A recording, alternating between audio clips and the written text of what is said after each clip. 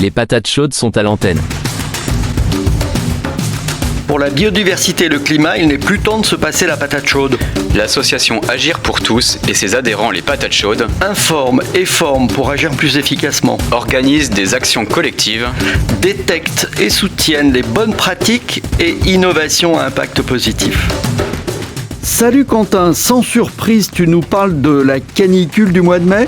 Et bien évidemment, Pierre-Emmanuel, donc blocage atmosphérique en oméga pendant 8 jours, remontée d'air chaud en provenance d'Afrique du Nord avec une masse d'air record et compression de l'air sous la cloche anticyclonique, le fameux dôme de chaleur.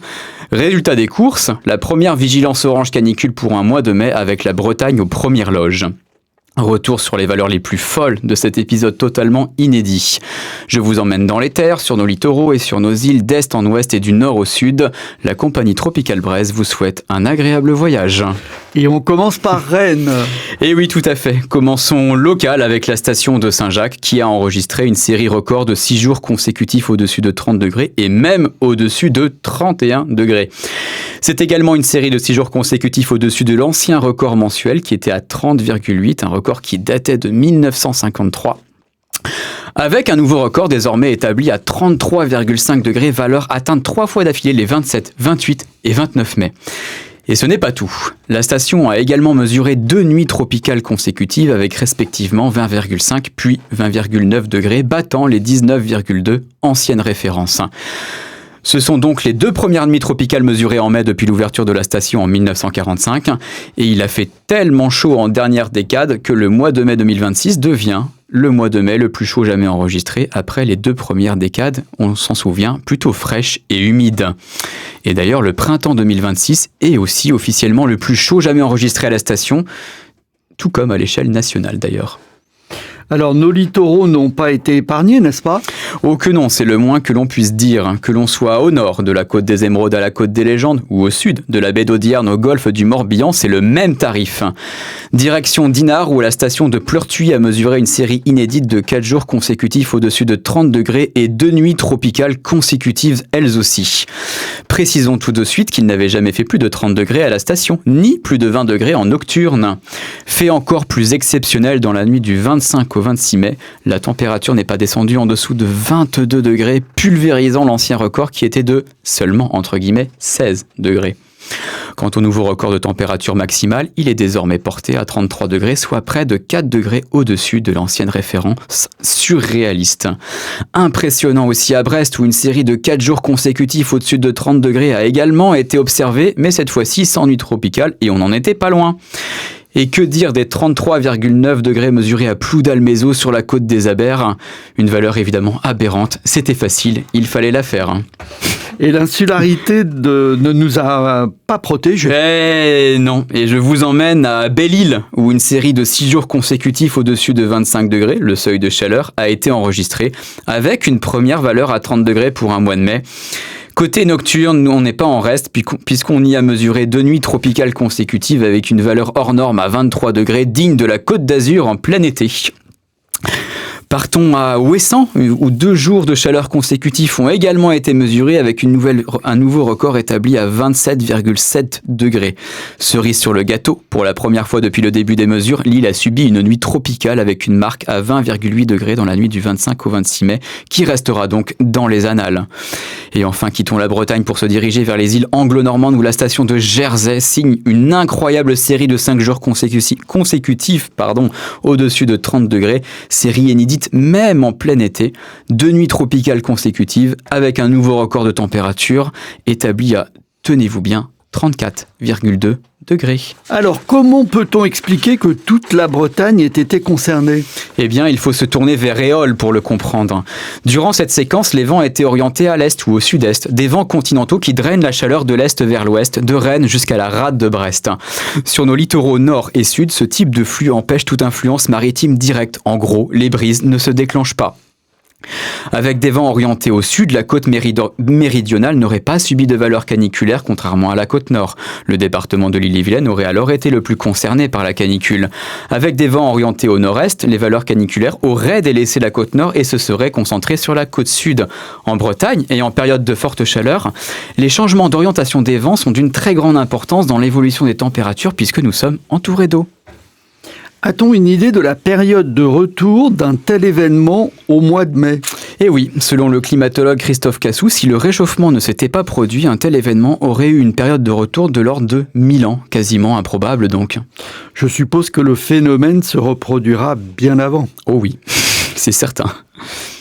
Pierre-Emmanuel, peux-tu nous parler des actions d'Agir pour tous ? Alors oui, avec plaisir. Parlons tout d'abord de nos soirées de la biodiversité et du climat. Notre prochain rendez-vous en partenariat avec l'entreprise Lobodis se tiendra jeudi 18 juin à 20h30 pour le film « Il était une forêt » de Luc Jacquet, le réalisateur de La Marche de l'Empereur. Il nous emmène dans un extraordinaire voyage au plus profond de la forêt tropicale, au cœur de la vie elle-même. Pour la première fois, une forêt tropicale va naître sous nos yeux. Son film offre une plongée exceptionnelle dans ce monde sauvage, resté dans son état originel, en parfait équilibre, où chaque organisme, du plus petit au plus grand, connecté à tous les autres, joue un rôle essentiel. Le débat sera animé par l'équipe Agir pour tous en présence de Rachel Amouroux, responsable achats matières premières et relations producteurs au sein de Lobodis, entreprise à mission engagée dans la préservation des forêts et le commerce équitable.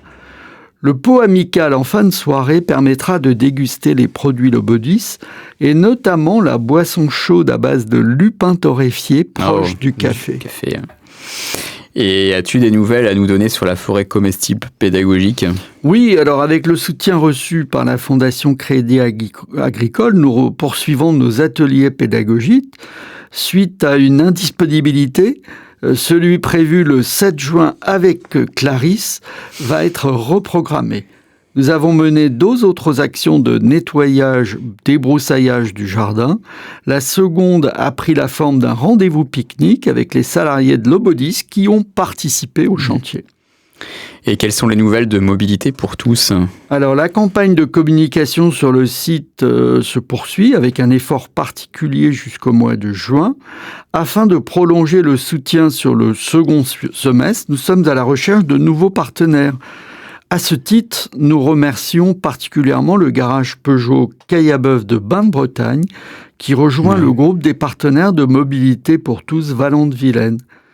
Et bien sûr, en rappel, retrouvez toutes les informations pour faciliter vos déplacements quotidiens et en réduire le coût à l'adresse mobilitépourtous.org. Et comment progresse le projet Mon Envie Pro ? En pleine effervescence. C'est bien ça. Nous avons pris la décision, d'ailleurs raisonnable, de reporter le lancement de la plateforme à septembre 2026, qui correspond également mieux au tempo du questionnement sur l'emploi. Effectivement, dans le cadre de l'association Agir pour tous, nous développons cette nouvelle plateforme Internet dont l'ambition est de réconcilier performance professionnelle et épanouissement personnel dans le cadre d'un parcours qui a enfin du sens. Et cette plateforme s'appellera monenviepro.fr. L'évolution professionnelle n'est pas une ligne droite, et d'autant plus aujourd'hui. C'est un écosystème en constante évolution. Sur monenviepro.fr, nous accompagnerons des plus jeunes aux seniors, bien au-delà du simple changement d'emploi. Nous serons leurs partenaires pour cultiver leur épanouissement, entretenir leur réseau, aiguiser leurs compétences et réinventer leur chemin pas à pas, saison après saison. Parce que le sens se construit et se nourrit chaque jour. Tout à fait. Et avant de conclure, peux-tu nous rappeler comment rejoindre ou soutenir l'association ? Alors, bien sûr, tu peux le faire directement sur notre site internet agirpourtous.org. La cotisation annuelle est de 10 €. Elle est gratuite pour les collégiens et lycéens. Il est également possible de nous soutenir par un don à l'association.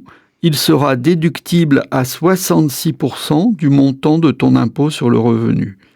Et bien sûr, tu retrouves tous les épisodes de notre rubrique sur Spotify, Deezer et sur le site de Radio Laser, podcast. Les patates chaudes sont à l'antenne. Bien sûr.